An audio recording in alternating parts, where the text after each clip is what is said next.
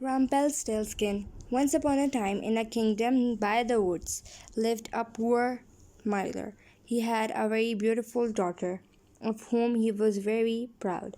One day he told the king that his beautiful daughter could show him how to spin straw into gold. The king was very surprised and astonished, and to addition, he was very interested in this story. Therefore, he told the miller to bring his daughter to the palace the next morning. On the following day, when they arrived at the king's palace, the king took the miller's daughter into a room which was full of straw and gave her a spinning wheel, saying, "Spin all the straw into gold before the next morning, otherwise you will lose your life."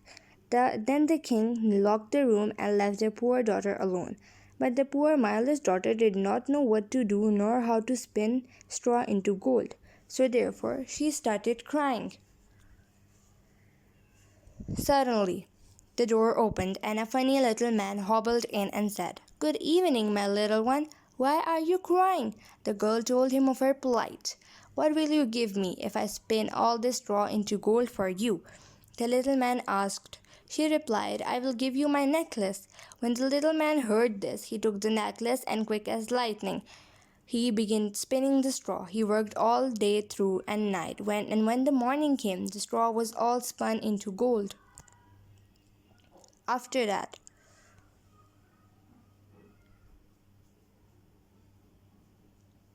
the next morning, when the king saw the gold, he was very happy and ordered her to spin more straw into gold.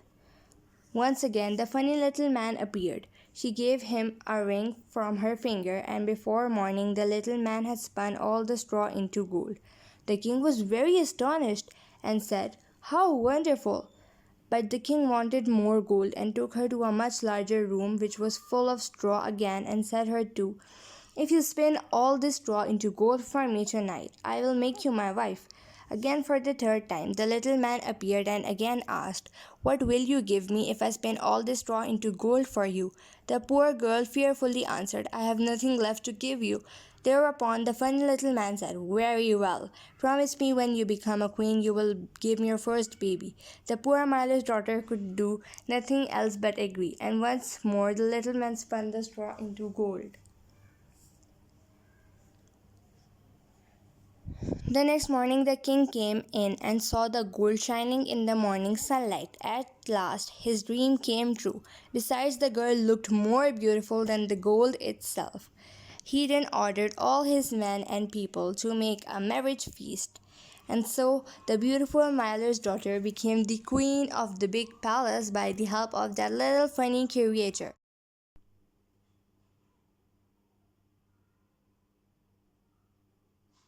After a year, the queen's first baby was born, but she had already forgotten her promise to the little man. One day he hobbled into her room and said, "Now give me what you had promised me." She was very surprised and said, "I will give you all my riches if you would forget the promise I gave you." The little man did not agree, and he refused to leave. She began to cry, and when he saw the queen's tears on her beautiful but sad face, he said, "I will give you 3 more days, and if during that time you correctly guess my name, you can keep your baby." On the first day he returned again and came into the queen's room. The queen mentioned every name she could think of, but none was the little man's name. The next day the queen sent messengers to every corner of the country to find out the name of the strange little man with a beard. But it was not an easy task, as he was very far away from the kingdom. But on the third day, one of her messengers came back to the queen and said, "When I was climbing up the high mountain, at the end of the forest, I saw a little house. In front of the house, a fire was burning, and around the fire, a funny little man was dancing and singing. What merry days to bake and brew!